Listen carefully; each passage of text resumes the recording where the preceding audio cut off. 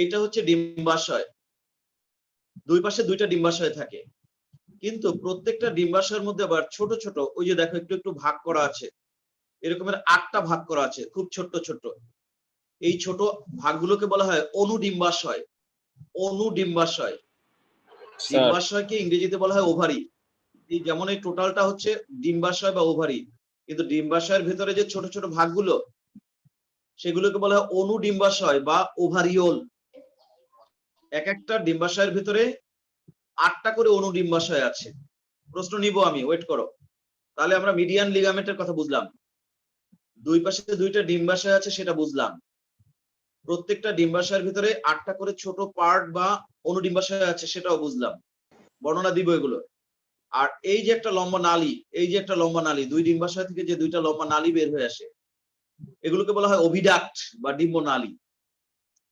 এই ডিম্বাশয়ের ভেতরে যে ডিম্বাণু তৈরি হয়, সেই ডিম্বাণুটাই এই নল দিয়ে আস্তে আস্তে নিচের দিকে নামে।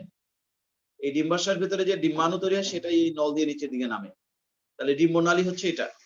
আর এই প্রশস্ত স্থানটা দুইটা ডিম্বনালী এসে যেখানে মিলিত হয় এটাকে স্ত্রী জননাঙ্গ বলে। এখানে এসে ডিম্বাণুটাই পরে ডিমে পরিণত হয়। ডিম্বাণুর বাইরে যখন খোলস তৈরি হয়, আবরণ তৈরি হয়, তখনই তাকে ডিম বলে। যাই হোক, তো সেই ডিম্বাণু আস্তে আস্তে নিচের দিকে নামে। আর এই জায়গাটা দেখো, এই যে একটা বড় থলির মতো পেঁচানো, এই থলিটার নাম হচ্ছে শুক্রধানী। এই পুং ঘাসফড়িং যখন এর সাথে জননক্রিয়া মিলিত হয়, তখন যে শুক্রাণুটা আসে পুং ঘাসফড়িং থেকে, সেটা এসে এটার মধ্যে জমা থাকে। তারপরে যখন একটা একটা ডিম্বাণু নিচের দিকে নামতে থাকে, ওইখান থেকে একটা একটা শুক্রাণু আবার আসতে থাকে নিচের দিকে। এইখান থেকে এসে শুক্রাণুগুলো এই ডিম্বাণুগুলোকে এটার ভেতরে বসে নিষিক্ত করে। তারপরে সেই নিষিক্ত ডিমটা এই বাইরে বের হয়ে যায়, বাইরে বের হয়ে যায়। তারপর সেই ডিম ফুটে বাচ্চা বের হয় ঘাসফড়িং এর। আর এই যে পেছনে যে জিনিসটা দেখতে পাচ্ছ, এই যে এটা আসলে জননতন্ত্রের ঠিক অংশ না। এটা হচ্ছে ঘাসফড়িং যখন ডিম পাড়ে মাটির মধ্যে গর্ত খুঁড়ে, তখন এই গর্ত খুঁড়তে সাহায্য করে অভিপোজিটর, নাম শুনেছো নিশ্চয়ই। ঘাসফড়িং এর একদম উদরের শেষ প্রান্তে 6টা অভিপোজিটর থাকে। সেই অভিপোজিটরই এখানে দেখানোর চেষ্টা করা হয়েছে। ওটার বর্ণনা আমরা এখানে দিব না, আমরা বর্ণনা দেব এখানে। ও আর সহায়ক গ্রন্থি, এই হচ্ছে সহায়ক গ্রন্থি। এখানে একটা ইম্পর্টেন্ট জিনিস, পুরুষ ঘাসফড়িংটা যখন তোমরা দেখছো সেখানে সহায়ক গ্রন্থিগুলো থাকে এখানে, এখানে একটা ইজাকুলেটরি ডাক্ট থাকে, এটার গায়ে এরকম সহায়ক গ্রন্থি থাকে, এবং সহায়ক গ্রন্থির সংখ্যা অনেক বেশি। কিন্তু স্ত্রী ঘাসফড়িং এ কিন্তু সহায়ক গ্রন্থি থাকে এই যে ডিম্বাশয়ের উপরের দিকে, এবং সহায়ক গ্রন্থি কিন্তু মাত্র 2টা।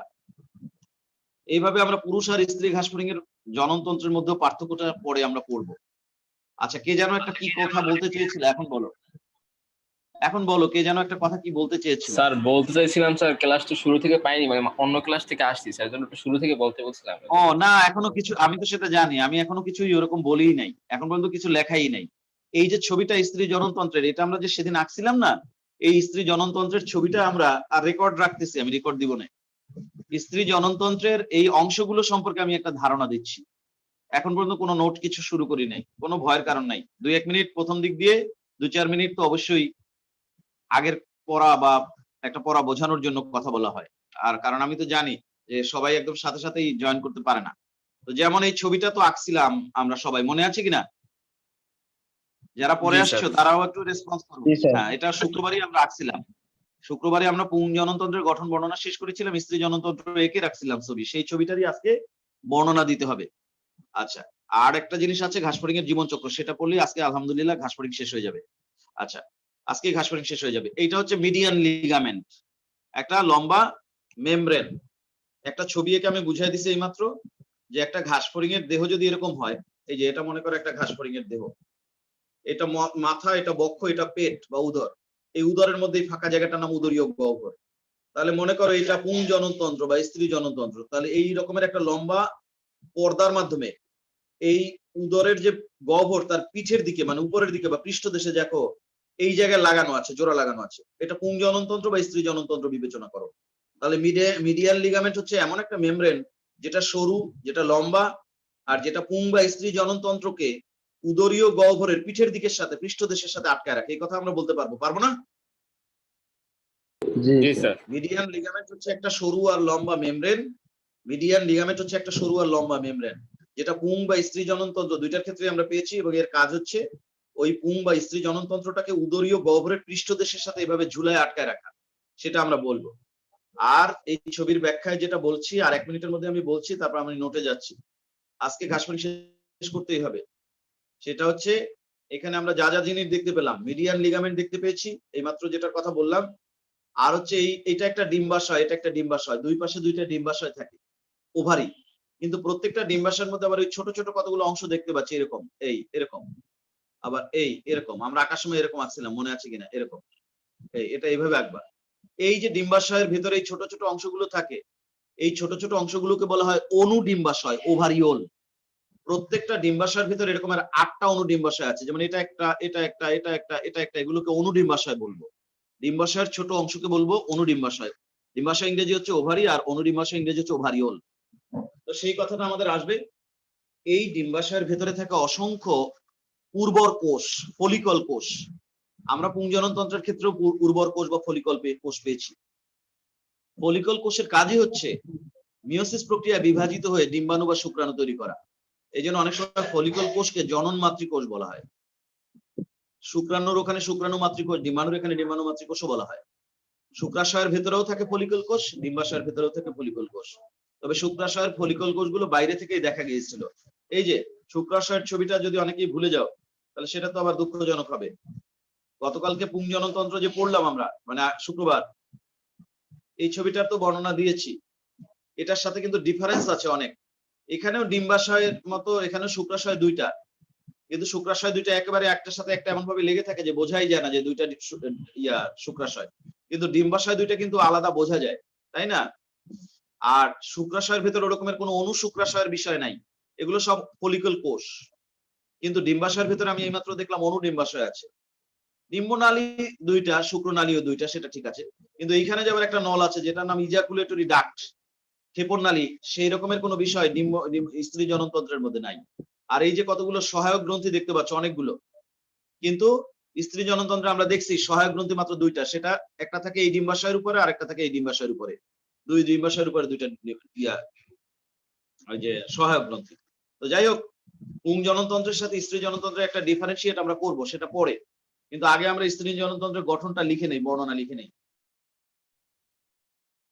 তাহলে মিডিয়ান লিগামেন্ট বুঝলাম, সহায়ক গ্রন্থি হচ্ছে এই দুইটা বুঝলাম, এই দুইটা ডিম্বাশয় তাও বুঝলাম, প্রত্যেকটা ডিম্বাশয়ের মধ্যে 8টা আবার ছোট অনুডিম্বাশয় থাকে সেটাও বুঝলাম। আর এই দুইটা নল, ডিম্বনালী, যার মাধ্যমে এখানে যে ডিম্বাণু তৈরি হয় সেটাই নলের মধ্যে দিয়ে আস্তে আস্তে নিচের দিকে নামে। নেমে কোথায় আসে, এটাকে বলে স্ত্রী জননতন্ত্র, তাই না? এইখানে এসে নামে, এই পাশ দিয়েও ডিম্বাণু এসে নামে, এই পাশ দিয়েও ডিম্বাণু এসে নামে, নেমে এখানে চলে আসে। সেই ডিম্বাণুটাই কিন্তু ডিমে পরিণত হয়। ডিম্বাণুর বাইরে যখন একটা আবরণ বা খোলস তৈরি হয় তখন তাকে বলে ডিম। তো তারপরে কি হয়, এই যে জনন ক্রিয়া যখন অংশগ্রহণ করে, যৌন জনন ক্রিয়ায়, তখন পুরুষের দেহ থেকে, পুং ঘাসফড়িং এর দেহ থেকে যে শুক্রাণুগুলো আসে, এসে এটার মধ্যে ঢুকা, স্ত্রী জননাঙ্গের ভিতরে ঢুকা, এই পেঁচানো নলটার মধ্যে ঢুকে বসে থাকে।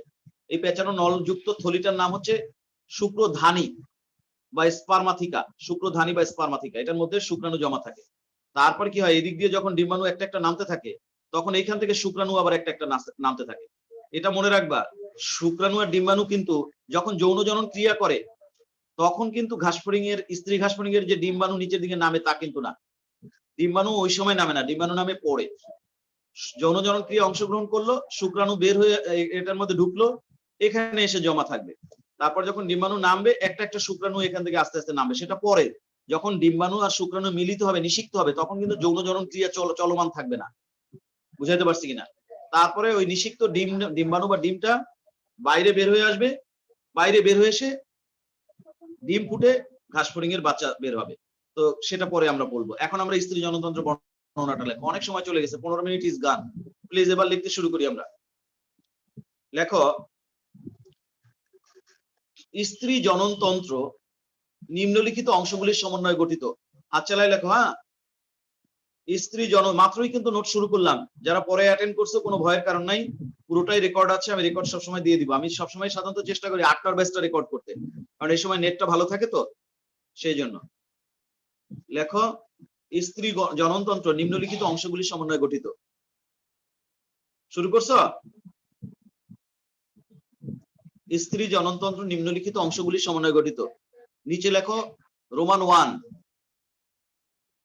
লেখো ডিম্বাশয়। এই যে ডিম্বাশয়, প্রথমে ডিম্বাশয়ের কথা বলবো। লেখো ডিম্বাশয়, হাইফেন দিয়ে লেখো ঘাসফড়িং এর উদরীয় গহ্বরের দুই পাশে দুটি ডিম্বাশয় থাকে।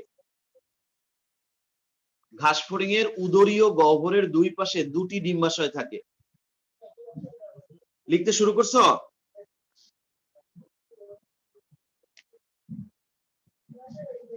তোমরা কি লিখতেছো জি তো? স্যার। ঠিক আছে, হ্যাঁ।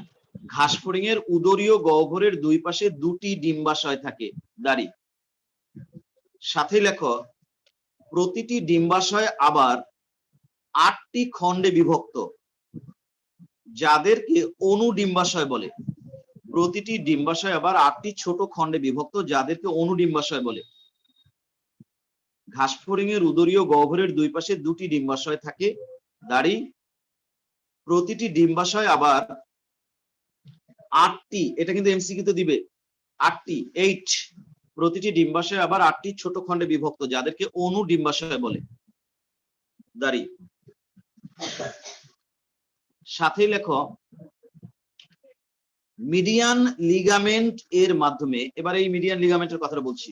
মিডিয়ান লিগামেন্টের মাধ্যমে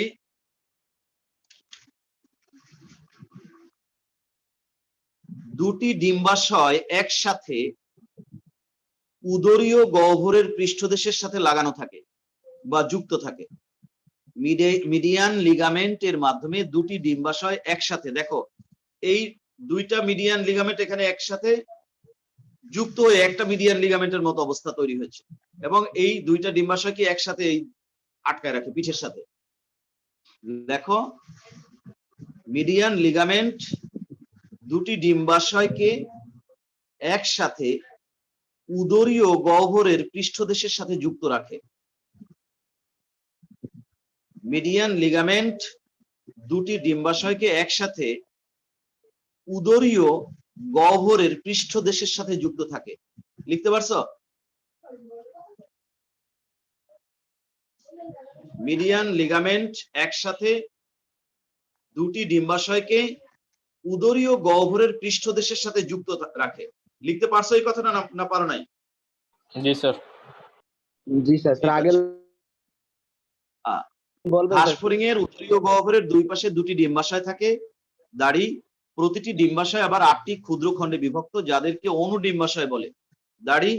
মিডিয়ান লিগামেন্ট দুটি ডিম্বাশয়কে একসাথে উদরীয় গহ্বরের পৃষ্ঠদেশের সাথে যুক্ত রাখে। এই হচ্ছে আমরা এখন পর্যন্ত যা লিখছি। আচ্ছা, দাঁড়ি। সাথেই লেখো প্রতিটি ডিম্বাশয়ের ভেতরে অসংখ্য ফলিকল কোষ থাকে। ফলিকল, আমরা এটা পুংজননতন্ত্রের ওখানে ব্যবহার করছি শব্দটা, FOLLICLE, কল ঐরস্যি কল। প্রতিটি ডিম্বাশয়ের ভিতরে অসংখ্য ফলিকল কোষ থাকে, যা মিওসিস প্রক্রিয়ায় বিভাজিত হয়ে ডিম্বাণু তৈরি করে। প্রতিটি ডিম্বাশয়ের ভিতরে অসংখ্য ফলিকল কোষ থাকে, যা মিওসিস প্রক্রিয়ায় বিভাজিত হয়ে ডিম্বাণু উৎপন্ন করে। প্রতিটি ডিম্বাশয়ের ভিতরে অসংখ্য ফলিকল কোষ থাকে। ফলিকল কোষকে আবার অনেক সময় উর্বর কোষ বলে, যা মিওসিস প্রক্রিয়া বিভাজিত হয়ে ডিম্বাণু তৈরি করে। লিখছ? এতক্ষণ আমরা লিখলাম ডিম্বাশয় 1 নাম্বার। এবার লেখো নাম্বার 2। নাম্বার 2 লেখো স্যার যা মিওসিস সহায়ক হয়ে, তারপর কি বলছেন স্যার? বিভাজিত হয়ে ডিম্বাণু উৎপন্ন করে। প্রতিটি ডিম্বাশয়ের ভেতরে অসংখ্য ফলিকল কোষ থাকে, যা মিওসিস প্রক্রিয়ায় বিভাজিত হয়ে ডিম্বাণু উৎপন্ন করে। নাম্বার 2 লেখো সহায়ক গ্রন্থি। সহায়ক গ্রন্থি,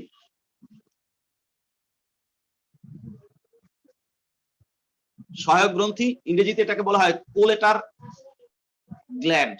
সহায়ক গ্রন্থি দরকার নাই, বা অ্যাক্সেসরি গ্ল্যান্ডও বলে। সহায়ক গ্রন্থি লিখে রাখো। লেখো হাইফেন দিয়ে মিডিয়ান লিগামেন্ট এর দুই পাশে মিডিয়ান লিগামেন্ট এর দুই পাশে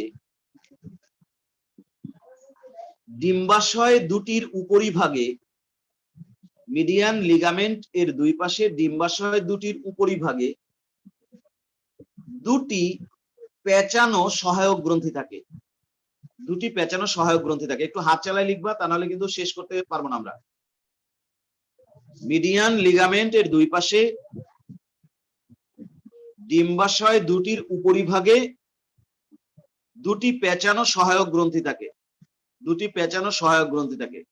মিডিয়ান লিগামেন্ট এর দুই পাশে ডিম্বাশয় দুটির উপরিভাগে দুটি পেঁচানো সহায়ক গ্রন্থি থাকে।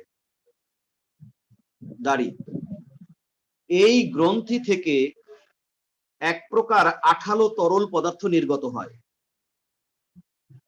যা এই গ্রন্থি থেকে এক প্রকার আঠালো তরল পদার্থ নির্গত হয়, যা ডিম্বাণুকে পুষ্টি সরবরাহ করে এবং ডিমগুলিকে পরস্পরের সাথে যুক্ত রাখে। ঘাসফড়িং এর ডিম কিন্তু মালার মতো, একটার সাথে আরেকটা চেইনের মতো বের হয়। পুতির মালা যেরকম একটার সাথে আরেকটা মালা যেমন পুঁতি জোড়া লাগিয়ে তৈরি করা হয়, ঘাসফড়িং এর ডিমগুলো এরকম চেইনের মতো বা মালার মতো বের হয়। সেই ডিমগুলো যেন একটার স্যার সাথে আরেকটা মানব লেগে দেহে তো একটা ডিম্বাণু তৈরি হয়েছে, কিন্তু এদের থেকে অনেকগুলো ডিম্বাণু তৈরি হয়। হ্যাঁ হ্যাঁ হ্যাঁ, অনেকগুলোই তৈরি হয়, এখানে অনেকগুলোই তৈরি হয়।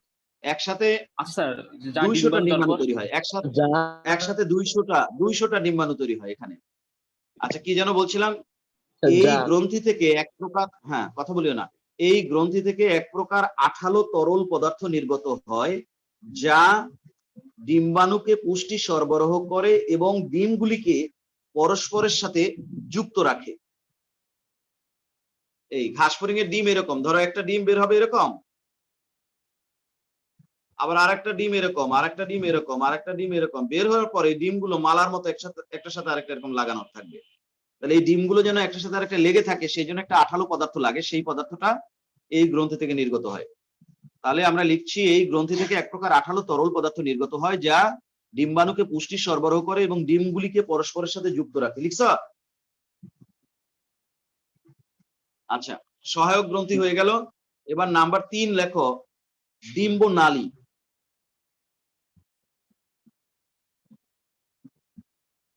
ডিম্বনালী হাইফেন দিয়ে লেখো। উভয় ডিম্বাশয়ের তলদেশ থেকে যে দুটি সরু নালী উৎপন্ন হয় তাদেরকে ডিম্বনালী বলে। উভয় ডিম্বাশয়ের তলদেশ থেকে যে দুটি সরু নালী উৎপন্ন হয় তাদেরকে ডিম্বনালী বলে। উভয় ডিম্বাশয়ের তলদেশ থেকে যে দুটি সরু নালী উৎপন্ন হয় তাদেরকে ডিম্বনালী বলে।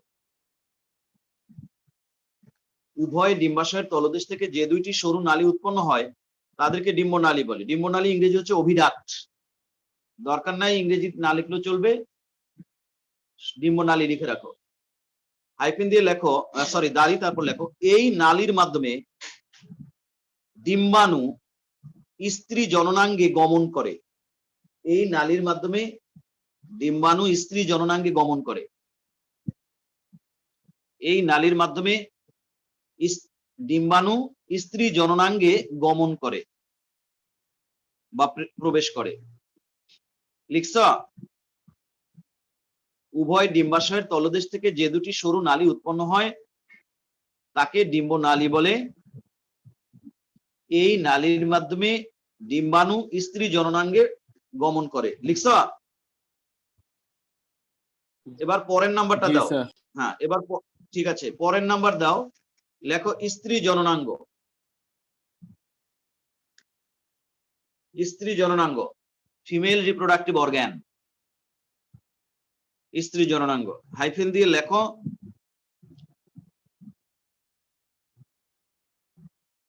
দেহের দুই পাশ থেকে আগত দুটি ডিম্বনালী এসে, দেহের দুই পাশ থেকে দুটি ডিম্বনালী এসে পরস্পরের সাথে মিলিত হয়ে, দেহের দুই পাশ থেকে আগত দুইটি ডিম্বনালী এসে পরস্পরের সাথে মিলিত হয়ে প্রশস্ত স্ত্রী জননাঙ্গটি গঠিত হয়। দেহের দুই পাশ থেকে দুটি ডিম্বনালী এসে পরস্পরের সাথে মিলিত হয়ে প্রশস্ত স্ত্রী জননাঙ্গটি তৈরি হয় বা গঠিত হয়। দাড়ি, ইহা স্ত্রী ঘাসফড়িং এর সপ্তম উদরীয় খণ্ডে অবস্থান করে। 7 নম্বর উদরীয় খণ্ডে। ইহা স্ত্রী ঘাসফড়িং এর সপ্তম উদরীয় খণ্ডে অবস্থান করে। স্যার আগের নাম্বার বলবেন? আবার বলছি, দুটি ডিম্বনালী দেহের দুই পাশ থেকে এগিয়ে এসে পরস্পরের সাথে মিলিত হয়ে প্রশস্ত স্ত্রী জননাঙ্গটি গঠন করে। দুটি ডিম্বনালী দেহের দুই পাশ থেকে এগিয়ে এসে পরস্পরের সাথে মিলিত হয়ে প্রশস্ত স্ত্রী জননাঙ্গটি গঠন করে। ইহা ঘাসফড়িং এর সপ্তম উদরীয় খণ্ডে অবস্থান করে, কিন্তু ঘাসফড়িং এর পুংজননতন্ত্রটা কিন্তু দশম উদরীয় খণ্ডের শেষে অবস্থান করে। এটাও কিন্তু পুরুষ আর স্ত্রী ঘাসফড়িং এর একটা পার্থক্য। স্ত্রী জননতন্ত্রটা অবস্থান করে, স্ত্রী জননাঙ্গটা অবস্থান করে 7 নম্বর উদরীয় খণ্ডে, কিন্তু পুং জননাঙ্গটা সেটা অবস্থান করে দশম উদরীয় খণ্ডের শেষে, যেটা আমরা ওখানে লিখে আসছি আগের দিন। ইহা সপ্তম উদরীয় খণ্ডে অবস্থান করে। দাড়ি, সাথেই লেখো, এখানে ডিম্বাণু ও শুক্রাণুর মিলন ঘটে। এখানে ডিম্বাণু ও শুক্রাণুর মিলন ঘটে। এখানে ডিম্বাণু ও শুক্রাণুর মিলন ঘটে। আচ্ছা, এবার পরের নাম্বারটা দাও, লেখো শুক্রধানী। শুক্রধানীকে কিন্তু ইংরেজিতে বলা হয় স্পার্মাথিকা। স্পার্মাথিকা বানানটা এরকম, এস লেখার দরকার নাই, তারপরে যদি চাও কেউ, এই যে স্পার্মাথিকা, স্পার্মাথিকা একটা শব্দ, এটাকে বলে শুক্রধানী। এই বিষয়ে সবার দৃষ্টি আকর্ষণ করছি, শুক্রথলি সেটা কিন্তু থাকে পুংজননতন্ত্রে। আমরা পুংজননতন্ত্রটা একবার দেখে আসি। এই হচ্ছে আমাদের পুংজননতন্ত্র। সেখানে যেটা ছিল এটার নাম হচ্ছে শুক্রথলি, সেটাকে ইংরেজিতে বলা হয় সেমিনাল ভেসিকেল। এই যে এটা শুক্রথলি, এটার মধ্যেও শুক্রাণু জমা থাকে, যেটা যখন ঘাসফড়িংটা যৌন জনন ক্রিয়া অংশগ্রহণ করে তখন এখান থেকে বের হয় দেহের বাইরে, স্ত্রী যে দেহের ভেতরে ঢুকে যায়। এটা হচ্ছে শুক্রথলি, ইংরেজি হচ্ছে সেমিনাল ভেসিকেল। বাট এখন যেটা তোমরা দেখছো সেটা হচ্ছে শুক্রধানী, যেটাকে ইংরেজিতে বলা হয় স্পার্মাথিকা। আগেরটা ছিল সেমিনাল ভেসিকেল, আর এটাকে আমরা বলবো স্পার্মাথিকা। দুইটা দুই জিনিস। আগেরটা শুক্রথলি, ওটার মধ্যেও শুক্রাণু জমা থাকে, ওটা থাকে পুংজননতন্ত্রে। আর স্পার্মাথিকা বা শুক্রধানী, এটার মধ্যেও শুক্রাণু জমা থাকে এসে, সেটা হচ্ছে স্ত্রী জননতন্ত্রে থাকে। তাহলে লেখো শুক্রধানী বা স্পার্মাথিকা, হাইফেন দিয়ে লেখো। স্ত্রী জননাঙ্গের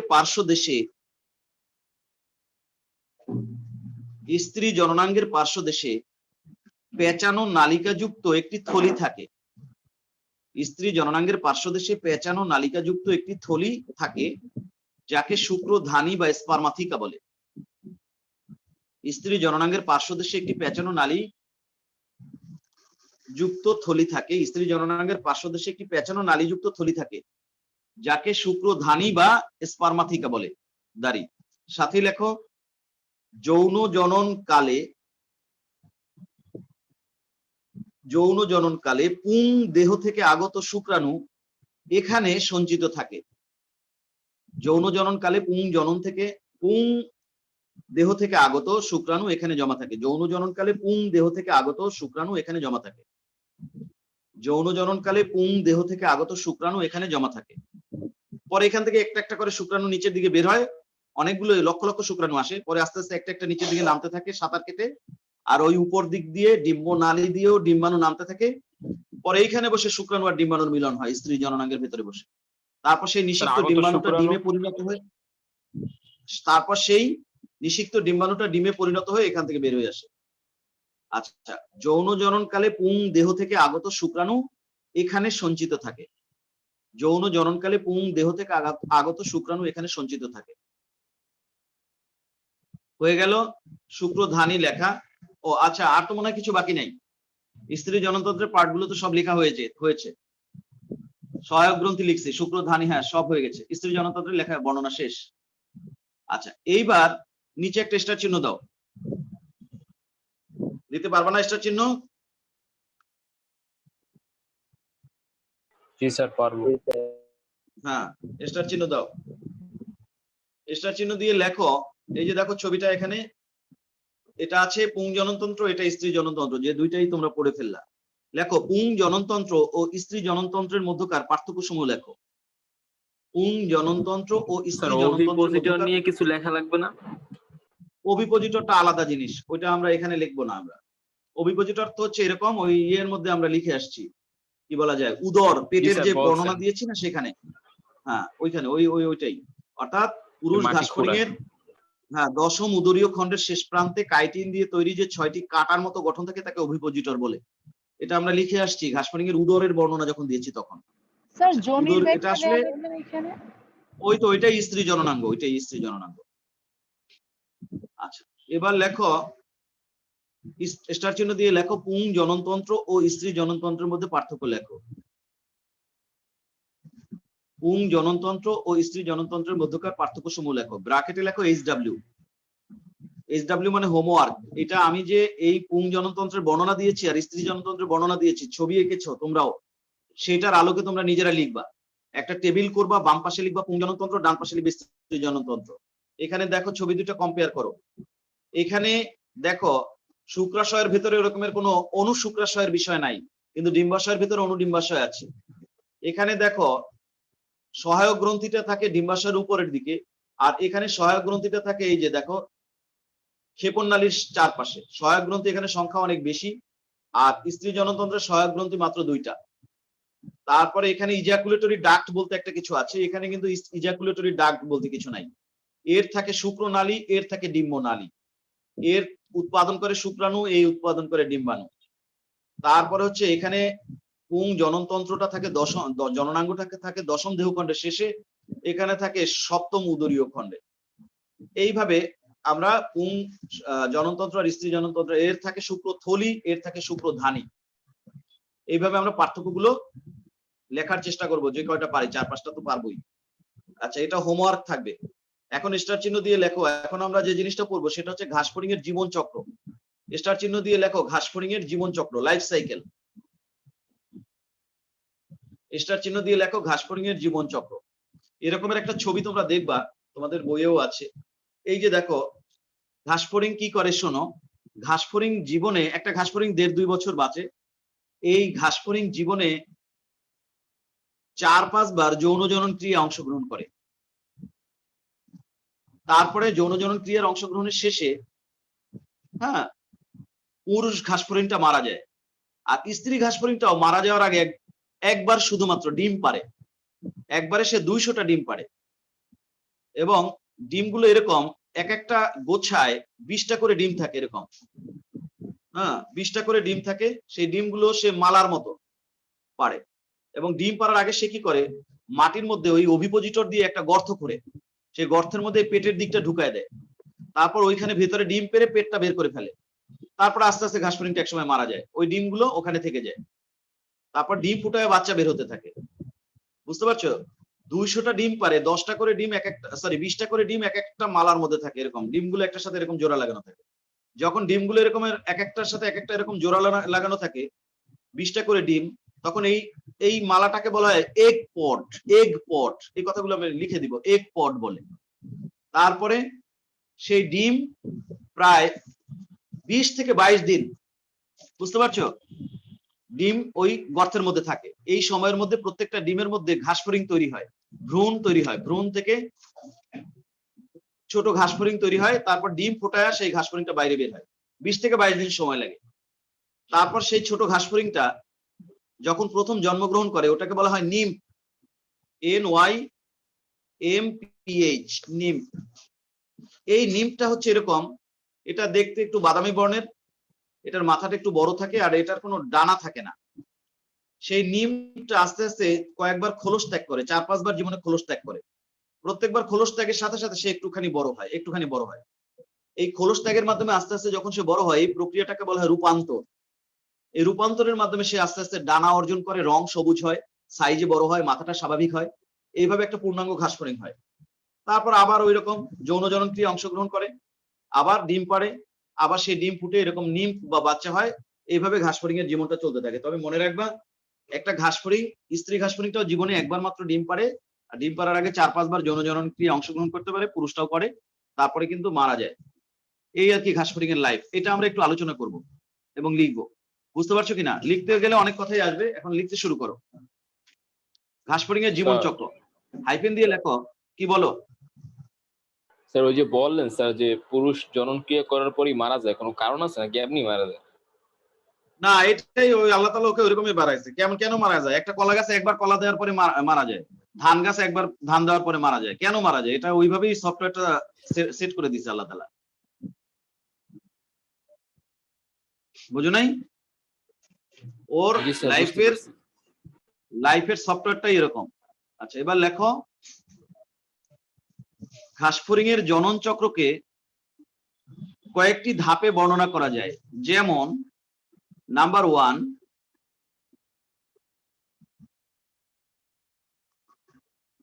ঘাস ফড়িং এর জনন চক্রকে বা জীবন চক্রকে কয়েকটি ধাপে বর্ণনা করা যায়। যেমন নাম্বার 1,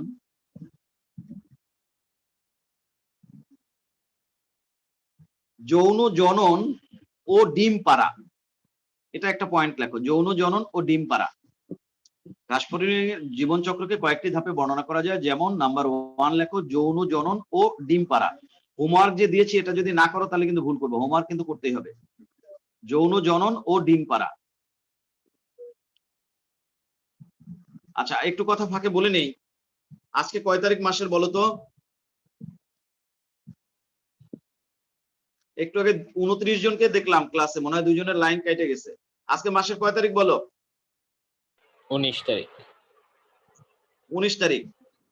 কোন একজন স্যারের কাছে যখন তোমরা পড়ো, সেটা তো মাসের 5-7 তারিখের মধ্যেই তাকে অ্যাডভান্স পেমেন্ট করে দিতে হবে। যেমন এই অক্টোবর মাস পড়ার পেমেন্টটা দেওয়া উচিত ছিল অক্টোবর মাসের 5-7 তারিখের মধ্যে। সেটা 19 তারিখ পর্যন্ত চলে যাওয়ার পরেও যদি তোমাদের বেতন ডিউ থাকে, সেটা আমার জন্য অনেক লজ্জার। তোমাদের লজ্জা লাগে কিনা আমি ঠিক জানি না। তো যারা নতুন আসছো তারাও তো বোঝা উচিত, 2-3টা ক্লাস করার পরেই একটা অ্যাডভান্স করতে হয়, এটা নিয়ম। তারপরে 1 মাস পড়তে হয়, এরপর আবার যখন ওই 1 মাস ওভার হয়ে যায় আবার একটা অ্যাডভান্স করে সামনের 1 মাস পড়তে হয়। সবসময় সামনে যে মাসটা পড়বা তার বেতনটা আগে পেমেন্ট করতে হয়, এটাই নিয়ম, এটাকে বলে অ্যাডভান্স। কিন্তু আমি দেখতে পাচ্ছি অসংখ্য নতুন স্টুডেন্ট জয়েন করেছে, দিনের পর দিন তারা ক্লাস করতেছে, কিন্তু এখনো অ্যাডভান্স করে নাই। আর পুরাতন স্টুডেন্ট যারা, তারাও এখন পর্যন্ত অনেকের বেতন ডিউ আছে। আমার কি তাহলে এরকমই তোমাদের কাছে বেতন চাইতে হবে? এটা কিন্তু এবছর একটা নতুন অভিজ্ঞতা।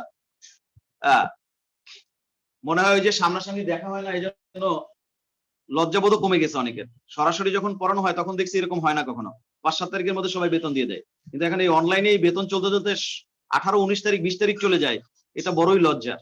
তোমরা জানি না ভুলে যাও কিনা গার্ডিয়ানকে বলতে, আজকের মধ্যে কারো বেতন মানে আনডিউ রাখবে না, সবাই অবশ্যই আজকের মধ্যে বেতন কমপ্লিট করবে। এটা হচ্ছে তোমাদের আর্নেস্ট রিকোয়েস্ট। আপনি একটা লিস্ট করে আমার যেন এরকম আর বলা লাগে না। যারা দেয়নি তাদের একটা লিস্ট করেন, লিস্ট করে একটা হ্যাঁ, গ্রুপে দিব দেন। তো। যারা বেতন ডিউ আছে, কালকে তো আমি লিস্ট প্রকাশ করব। সেই লিস্টে তোমার নাম থাকলে সেটা কি লজ্জার হবে না? বেতন যাদের ডিউ আছে তাদের নাম আমি কালকে প্রকাশ করব। সেই তালিকায় তোমার নাম ওঠার আগেই তো তোমাদের বেতন দিয়ে দেওয়া উচিত। 20 তারিখে যদি তালিকা প্রকাশ করা হয় আর সেই তালিকায় যদি নাম থাকে, এটা তো লজ্জার। সেই লজ্জা তুমি কেন পেতে যাবা? বেতন দিয়ে দিবা আজকের মধ্যে। এবার লেখো, যৌন জনন ও ডিম পাড়া হাইফেন দিয়ে লেখো, পুরুষ ও স্ত্রী ঘাস ফড়িং গ্রীষ্মের শেষে যৌন জনন ক্রিয়ায় মিলিত হয়। পুরুষ ও স্ত্রী ঘাস ফড়িং গ্রীষ্মের শেষে যৌন জনন ক্রিয়ায় মিলিত হয়।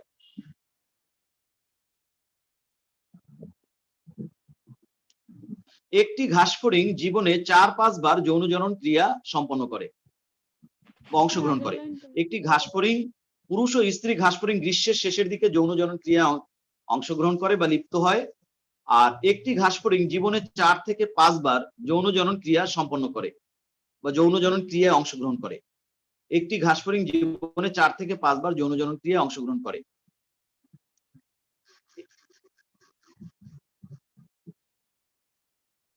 একটি ঘাস ফড়িং জীবনে 4 থেকে 5 বার যৌন জনন ক্রিয়ায় অংশগ্রহণ করে।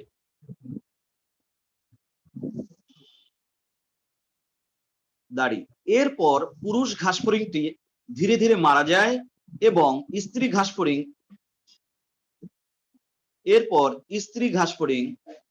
এরপর পুরুষ ঘাসফড়িংটি ধীরে ধীরে মারা যায় এবং স্ত্রী ঘাসফড়িং ডিম পারে ও তারপরে মারা যায়।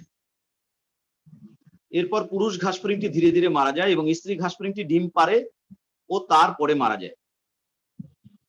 তার মানে কি দাঁড়ালো, একটা স্ত্রী ঘাসফড়িং জীবনে একবারে যতগুলো ডিম পাড়ার পারবে, মানে এক টাইমে আর কি, এক সিজন ডিম পাড়ার সুযোগ পাবে। সেকেন্ড ইয়ারে আর ডিম পাড়ার সুযোগ পাবে না, জীবনে একবার ডিম পাড়ার সুযোগ পাবে। একবারে একটা ডিম পারবে তা না, একবারে 200টা ডিম পারবে, কিন্তু ওই একবারে 200টা ডিম পাড়ার পরেই তার কাম শেষ। আর পুরুষ ঘাসফড়িংটার তো আর ডিম পাড়ার দায় নাই, সে ওই 4-5 বার যৌন ক্রিয়া শেষ হওয়ার পরে একসময় আস্তে আস্তে ধীরে ধীরে মারা যায়।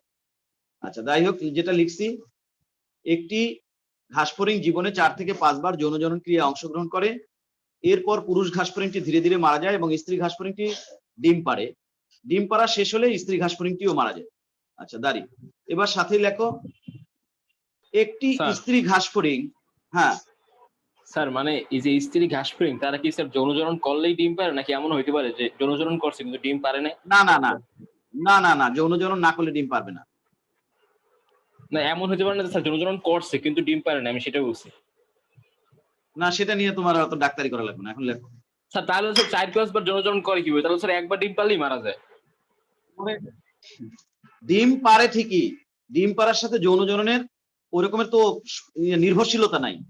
ডিম পারবে, যৌনজনন ক্রিয়া তার আগেই অংশগ্রহণ করবে। 4-5 বার যৌনজনন ক্রিয়া অংশগ্রহণ করার শেষে ধীরে ধীরে স্ত্রী ঘাসফড়িংটার ভেতরে ডিম্বাণু তৈরি হয়, ডিম বাইরে বের হতে থাকে। ততক্ষণে কিন্তু শুক্রাণুটা গিয়ে ওই শুক্র ধানের ভিতরে সঞ্চিত হতে থাকে। যৌনজনন ক্রিয়াটা হয় আগে, ডিমটা পারে পরে। আশা করি বুঝতে পারছো। এবার লেখো, কথা বলো না। এবার লেখো, একটি স্ত্রী ঘাসফড়িং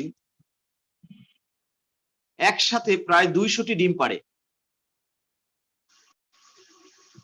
একটি স্ত্রী ঘাসফড়িং একসাথে প্রায় 200টি ডিম পারে। একটি স্ত্রী ঘাসফড়িং একসাথে প্রায় 200টি ডিম পারে। দাঁড়ি, 20টি করে ডিম পরস্পরের সাথে মালার ন্যায় যুক্ত থাকে, যাকে এগ পড বলে। এগ পড, EGG পড, এগ পড, EGG, এগ, আলাদা শব্দ লেখো, পড, এগ পড। 20টি করে ডিম পরস্পরের সাথে মালার ন্যায় যুক্ত থাকে, যাকে এগ পড বলে। এগ পড। একটি স্ত্রী ঘাসফড়িং একসাথে প্রায় 200টি ডিম পারে। 20টি করে ডিম পরস্পরের সাথে মালার ন্যায় যুক্ত থাকে, যাকে এগ পড বলে। তার মানে 10টা এগ পড, এর ভেতরে 200টা ডিম থাকে। বুঝছো কিনা, না বুঝো নাই? জি স্যার, বুঝছি। ঘাসফড়িং এর ডিম 3-5 মিলিমিটার লম্বা। ঘাসফড়িং এর ডিম 3 থেকে 5 মিলিমিটার লম্বা। ঘাসফড়িং এর ডিম 3 থেকে 5 মিলিমিটার লম্বা। ওই যে একটা ডিম, ঘাসফড়িং এর ডিম 3 থেকে 5 মিলিমিটার লম্বা।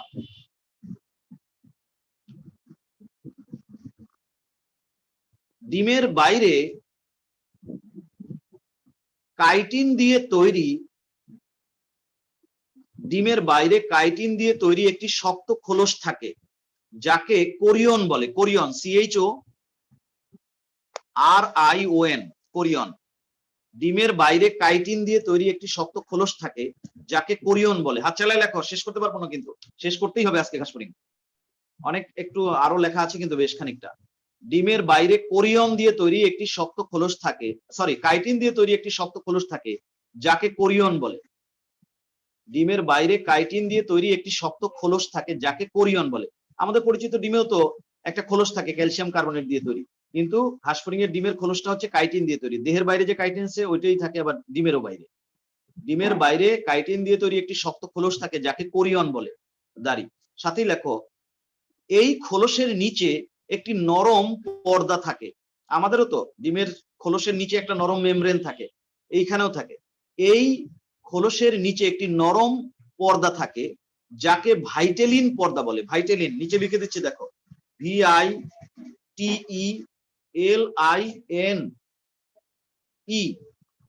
ভাইটেলিন, এই শব্দটা নিচে লিখে দিয়েছি। এই খোলসের নিচে একটি নরম পর্দা থাকে, যাকে ভাইটেলিন পর্দা বলে। লিখতে পারছো কিনা দেখো। এই ডিমের নিচে একটি নরম পর্দা থাকে যাকে ভাইটেলিন পর্দা বলে। ভাইটেলিন বানানটা আমি দেখো স্ক্রিনে লিখে দিয়েছি। এই ডিমের নিচে একটি নরম পর্দা থাকে যাকে ভাইটেলিন পর্দা বলে। দাঁড়ি, প্রতিটি ডিমে, এখানে কিন্তু অনেকগুলো নতুন নতুন শব্দ বলবো, এই শব্দগুলো প্রত্যেকটা খেয়াল করো, লিখতে হবে এবং এগুলো আসবে। প্রতিটি ডিমে মাইক্রোপাইল নামক একটি ছিদ্র থাকে। মাইক্রোপাইল, মাইক্রোপাইল বানানো হচ্ছে MICROPY, উপরে আমি লিখতেছি দেখো মাইক্রোপাইল। প্রতিটি ডিমে মাইক্রোপাইল নামক একটি ক্ষুদ্র ছিদ্র থাকে যার মাধ্যমে শুক্রাণু প্রবেশ করে। প্রতিটি ডিমে মাইক্রোপাইল নামক একটি ক্ষুদ্র ছিদ্র থাকে যার মাধ্যমে শুক্রাণু প্রবেশ করে।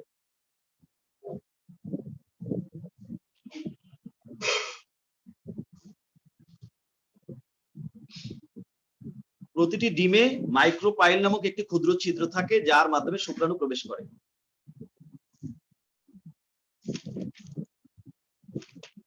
লিখছ? জি স্যার। দাঁড়ি, সাথে লেখো ঘাসফড়িং সাধারণত শরৎকালে ডিম পাড়ে। ঘাসফড়িং সাধারণত শরৎকালে ডিম পাড়ে।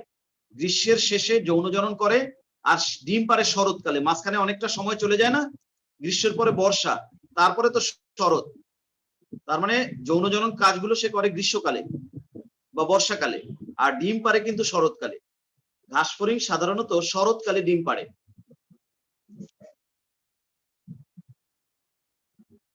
দাঁড়ি, সাথে লেখো ডিম পাড়ার পূর্বে ওভিপোজিটর দ্বারা মাটিতে প্রায় 10 সেন্টিমিটার গর্ত তৈরি করে। ডিম পাড়ার পূর্বে ওভিপোজিটর দ্বারা মাটিতে প্রায় 10 সেন্টিমিটার একটি গর্ত করে এবং তার ভেতরে ডিম পাড়ে। ডিম পাড়ার সময় বা ডিম পাড়ার পূর্বে ওভিপোজিটর দ্বারা মাটিতে প্রায় 10 সেন্টিমিটার একটি গর্ত করে এবং তার ভেতরে ডিম পাড়ে। ডিম পাড়ার পূর্বে মাটিতে প্রায় 10 সেন্টিমিটার একটি গর্ত করে এবং তার ভিতরে ডিম পাড়ে।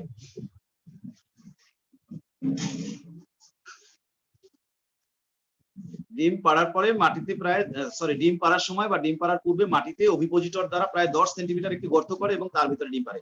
ওভিপোজিটর থাকে কয়টা বলো তো? 6টা। 6টা স্যার, 6টা। ওভিপোজিটর কি দিয়ে তৈরি? ওই কোদালের মতো কাঁটাগুলো কি দিয়ে তৈরি? কাইটিন। কাইটিন দিয়ে স্যার। কাইটিন। আচ্ছা গেল। এবার এতক্ষণ ধরে 1 নম্বর পয়েন্ট লিখছো, সেটা হচ্ছে যৌন জনন ক্রিয়া আর ডিম পাড়া। এবার 2 নম্বর পয়েন্ট লেখো নিষেক ও ভ্রূণ পরিস্ফুটন। নিষেক ও ভ্রূণ পরিস্ফুটন, এটা লেখো 2 নম্বর পয়েন্ট। নিষেক ও ভ্রূণ পরিস্ফুটন। নিষেক ও ভ্রূণ পরিস্ফুটন।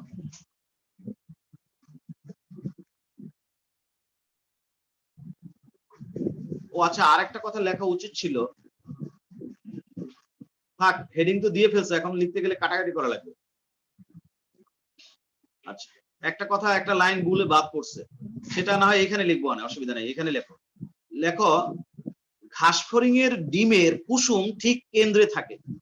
ঘাসফড়িং এর ডিমের কুসুম ঠিক কেন্দ্রে থাকে এবং এই প্রকার ডিমকে সেন্ট্রোলেসিথাল, একটা শব্দ লিখতেছি আমি, দেখো সব ডিমের কুসুম কিন্তু মাঝখানে থাকে না। আমরা যে ডিম খাই, পাখির ডিম, মুরগির ডিম সেদ্ধ করলে দেখো না কুসুমটা এক সাইডে যায়, কিন্তু ঘাসফড়িং এর ডিম ওরকম না।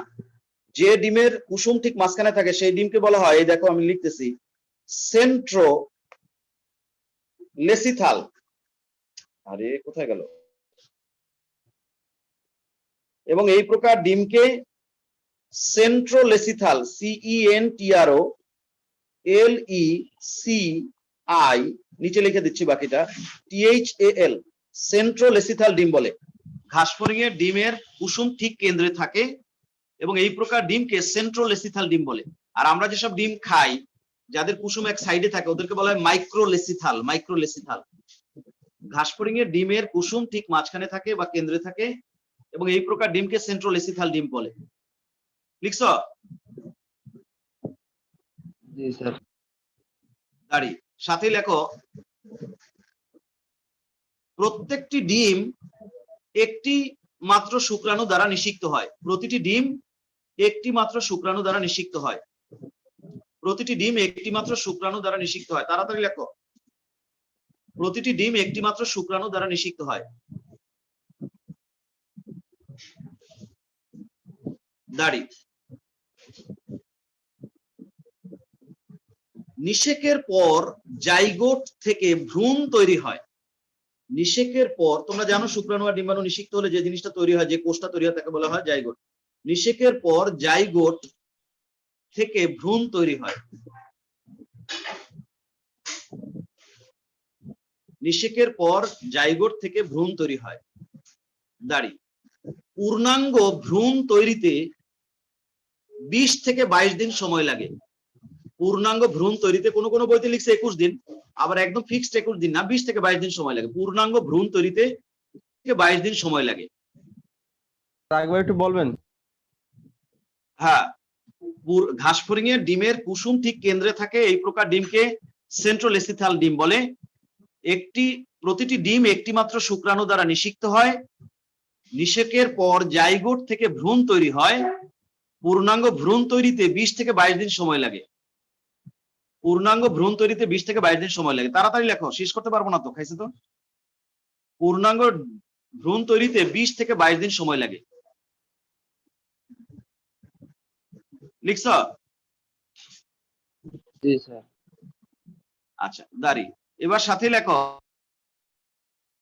ভ্রূণের পরিস্ফুটন কালে হঠাৎ তীব্র শীত আবির্ভূত হলে, ধরো ডিমের মধ্যে ভ্রূণ তৈরি হচ্ছে, এই সময় যদি হঠাৎ করে খুব শীত চলে আসে, তখন কিন্তু আবার এই ভ্রূণের পরিস্ফুটন মানে ডিমের মধ্যে বাচ্চা তৈরি হওয়া যেটাকে বলে, ওইটা কিন্তু স্টপ থাকে, বন্ধ থাকে।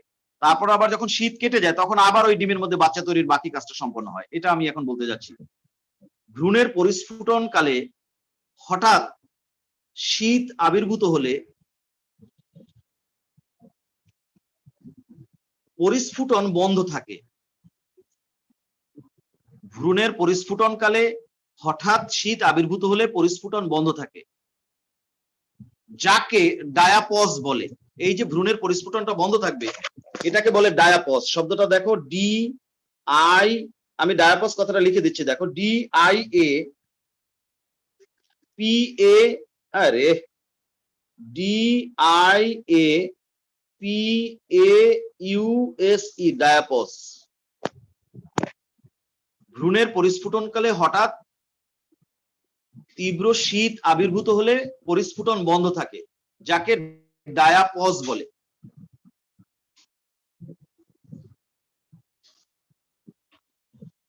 ভ্রূণের পরিস্ফুটনকালে হঠাৎ তীব্র শীত আবির্ভূত হলে পরিস্ফুটন বন্ধ থাকে, যাকে ডায়াপজ বলে। বুঝছো না বোঝো নাই? জি স্যার। বুঝছি স্যার। আচ্ছা, এইটা লেখলা এতক্ষণ ধরে 2 নাম্বার পয়েন্ট। এবার লেখো 3 নাম্বার পয়েন্ট, রূপান্তর। রূপান্তর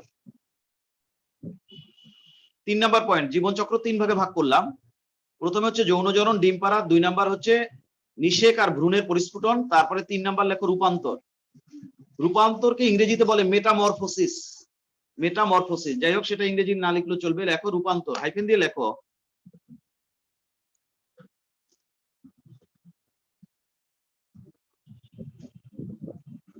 শরৎকালে ডিম ফুটে ছোট ঘাসফড়িং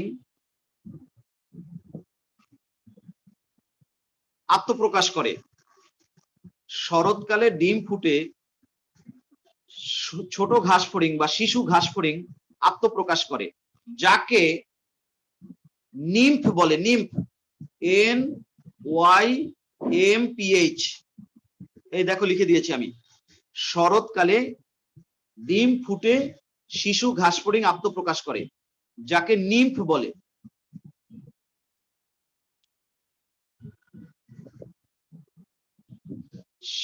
শরৎকালে ডিম ফুটে শিশু ঘাসফড়িং আত্মপ্রকাশ করে, যাকে নিম্ফ বলে। দাঁড়ি। সাথে লেখো, নিম্ফ আকারে ছোট, কমা রং বাদামি, কমা মাথা তুলনামূলকভাবে বড় এবং ডানাবিহীন।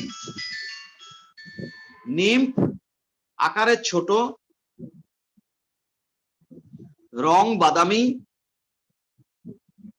মাথা সামান্য বড় এবং ডানাবিহীন। নিম আকারে ছোট, রং বাদামি, মাথা সামান্য বড় এবং ডানাবিহীন। লিখছ? নিম আকারে ছোট, রং বাদামি, মাথা সামান্য বড় এবং ডানাবিহীন। বুঝছো? লিখছ? জি স্যার। দাড়ি। সাথে লেখো জীবনে, না জীবনে কথাটা দরকার নেই, নিম্ফ লেখো, জীবনে কথাটা কেটে লেখো নিম্ফ 5-6 বার, 5 থেকে 6 বার, নিম্ফ 5 থেকে 6 বার খোলস পরিবর্তনের মাধ্যমে ধীরে ধীরে পূর্ণাঙ্গ ঘাসফড়িংয়ে পরিণত হয়। নিম্ফ 5 থেকে 6 বার খোলস পরিবর্তনের মাধ্যমে ধীরে ধীরে পূর্ণাঙ্গ ঘাসফড়িংয়ে পরিণত হয়। নিম্ফ 5 থেকে 6 বার খোলস পরিবর্তনের মাধ্যমে ধীরে ধীরে পূর্ণাঙ্গ ঘাসফড়িংয়ে পরিণত হয়। নিম্ফ 5 থেকে 6 বার খোলস পরিবর্তনের মাধ্যমে ধীরে ধীরে পূর্ণাঙ্গ ঘাসফড়িংয়ে পরিণত হয়। দাড়ি।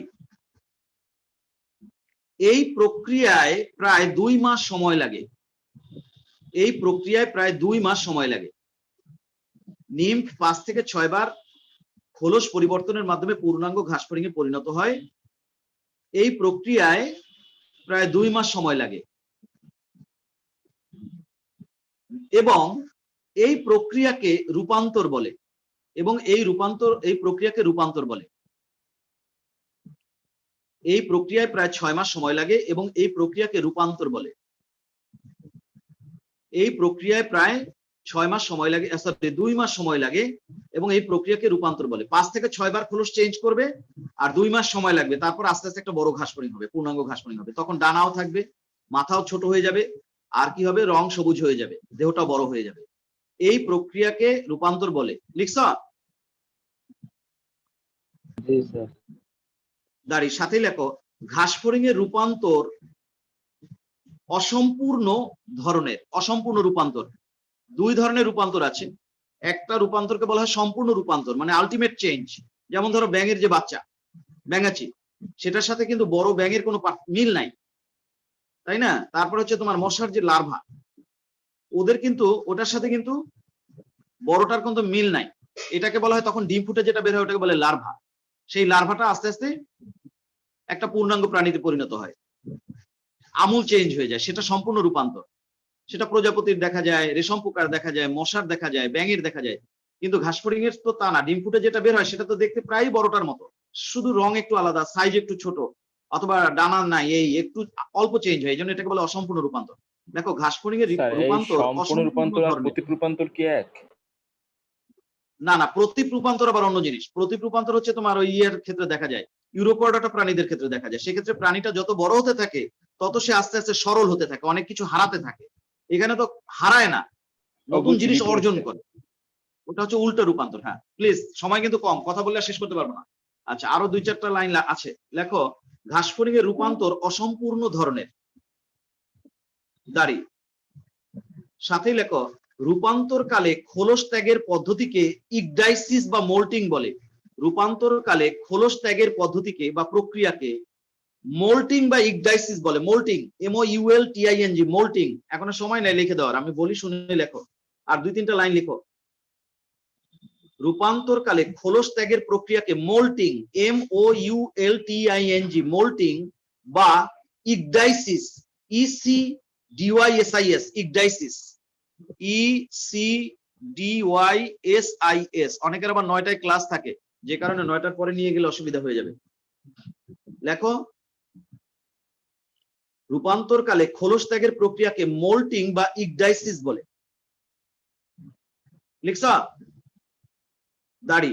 সাথে লেখো ঘাসফড়িং এর মস্তকে বিদ্যমান, ঘাসফড়িং এর মস্তকে বিদ্যমান একটা শব্দ আমি লিখবো, খাতায় লিখবো, নাহলে তোমরা লিখতে পারবে না, সেই জন্য খাতায় যাচ্ছি। খাতা দেখা যায়? খাতা কি দেখা না। যায়? জি স্যার। সরি, এখন দেখা যায়? জি দেখা স্যার। যায়? স্যার, দেখা ঘাসফড়িং যায়। এর, হ্যাঁ কথা বলো না, কথা বলো না। ঘাসফড়িং এর মস্তকে বিদ্যমান, কথা বলিও না, এই কথাটা লেখো, আমি লাল কালি দিয়ে লিখতেছি, দেখো। ঘাসফড়িং এর মস্তকে বিদ্যমান কর্পোরা কর্পোরা এলাটা, এটা আসবে কিন্তু পরীক্ষায়, নামক গ্রন্থি, এটা একটা গ্রন্থি। ঘাসফড়িং এর মস্তকে বিদ্যমান কর্পোরা এলাটা নামক গ্রন্থি থেকে নির্গত, ঘাসফড়িং এর মস্তকে বিদ্যমান কর্পোরা এলাটা নামক গ্রন্থি থেকে নির্গত জুভেনাইল হরমোন, জুভেনাইল হরমোন, এই লিখে দিচ্ছি দেখো, জুভেনাইল হরমোন ঘাসফড়িং এর মস্তকে বিদ্যমান কর্পোরা এলাটা নামক গ্রন্থি থেকে নির্গত জুভেনাইল হরমোন এবং মস্তকে বিদ্যমান কর্পোরা এলাটা নামক গ্রন্থি থেকে নির্গত জুভেনাইল হরমোন এবং অগ্রবক্ষ থেকে নির্গত, অগ্রবক্ষ, আমরা জানি ঘাসফড়িং এর বক্ষে 3টা পার্ট, অগ্র, মধ্য আর পশ্চাৎ, এবং অগ্রবক্ষ থেকে নির্গত ইগডাইসন হরমোন, ইগডাইসন শব্দটা লিখে দিচ্ছি দেখো, এবং অগ্রবক্ষ থেকে নির্গত ইগডাইসন হরমোন, ইগডাইসন হরমোন, ইগডাইসন হরমোন খোলস ত্যাগ ও রূপান্তর প্রক্রিয়ায় সহায়তা করে, সাহায্য করে, খোলস ত্যাগ ও রূপান্তর প্রক্রিয়ায় সহায়তা করে। 2টা হরমোন, একটা হচ্ছে জুভেনাইল হরমোন যেটা বের হয় মাথার ভেতর থেকে, আর একটা হচ্ছে এগডাইসন হরমোন যেটা বের হয় অগ্রবক্ষ থেকে। মাথার ভেতর আবার একটা গ্রন্থি আছে নাম কর্পোরা এলাটা। তাহলে লাইনটা হচ্ছে এরকম, ঘাসফড়িং এর মস্তকে বিদ্যমান কর্পোরা এলাটা নামক গ্রন্থি থেকে নির্গত জুভেনাইল হরমোন এবং অগ্রবক্ষ থেকে নির্গত ইগডাইসন হরমোন খোলস ত্যাগ ও রূপান্তরে সাহায্য করে। লিখছা? এইটুকু পড়লেই হবে, ঘাসফড়িং এর আর আশা করি কিছু নাই। লিখতে পারছো কিনা?